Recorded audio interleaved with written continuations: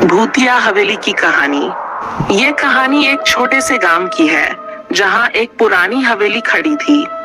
लोग कहते थे कि उस हवेली में भूतों का बसेरा है।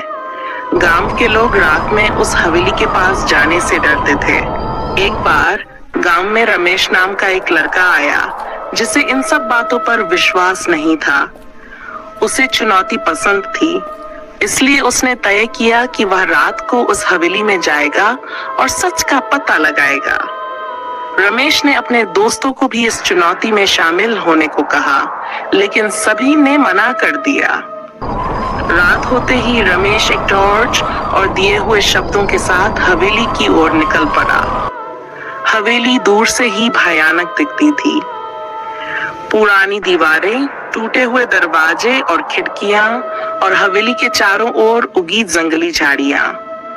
जैसे ही रमेश ने हवेली का दरवाजा खोला, उसे अंदर एक अजीब सी ठंड महसूस हुई। हवेली के अंदर घना अंधेरा था। रमेश ने टॉर्च की रोशनी में चारों ओर देखा। दीवारों पर पुराने चित्र लगे थे और फर्श पर धूल की मोटी परत जमी हुई थी। जैसे ही वह हवेली के अंदर और आगे बढ़ा, उसे पीछे से किसी के कदमों की आवाज सुनाई दी।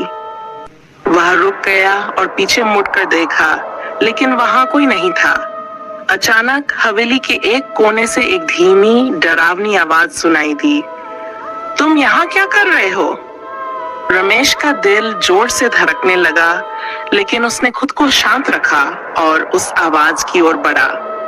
जैसे ही उसने दरवाजे के पीछे झांका, उसने देखा कि एक पुरानी सफेद साड़ी पहने औरत खड़ी थी। उसके चेहरे पर अजीब सी हंसी थी और उसकी आंखें बिल्कुल खाली थीं। रमेश डर के मारे हवेली से बाहर भागने लगा, लेकिन जैसे ही वह दरवाजे के पास पहुंचा, दरवाजा अपने आप बंद हो गया।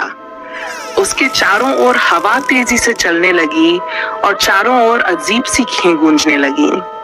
रमेश समझ गया कि वह किसी भूतिया ताकत के जाल में फंस गया है। उसने पूरी ताकत से दरवाजा खोला और बाहर की ओर भागा।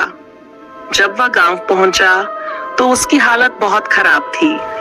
उसने गांव के बुजुर्गों को सब कुछ बताया तो उन्होंने कहा, वह हवेली एक रानी की है जिसकी मौत कई साल पहले इसी हवेली में हो गई थी।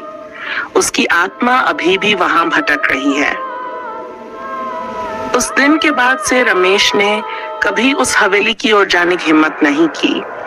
गांव वालों ने उसे समझाया कि कुछ राज हमेशा राज ही रहने चाहिए।